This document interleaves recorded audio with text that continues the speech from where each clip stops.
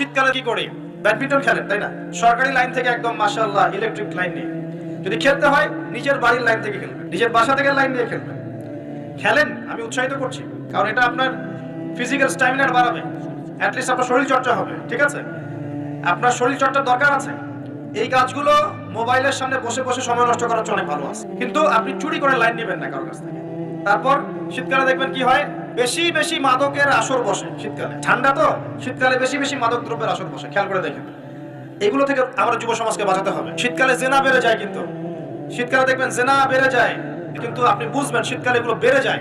আল্লাহ পাক এই যুব সমাজকে জেনা থেকে বাঁচিয়ে রাখুন। শীতকালে দেখবেন কনসার্ট বাড়ে, কিছু কনসার্ট বাড়ে না, এবং মিউজিক্যাল কনসার্ট বাড়ে। দেখবেন মানুষ স্টেজে উঠে একদম কি লাফালাফি শুরু করে, কি মিউজিক গুলো প্লে করে, মানুষ উন্মাদনার মধ্যে রেখে দেয়, এবং হাজারে না লক্ষ লক্ষ যুবক সেই কনসার্ট গুলোতে যায়। এগুলো থেকে বেঁচে থাকবেন, বরং প্রয়োজনে ওয়াজ মাহফিল গুলো দেশে ইমানকে রিচার্জ করেন। আল্লাহ পাক তৌফিক এনায়েত করুন, আমিন।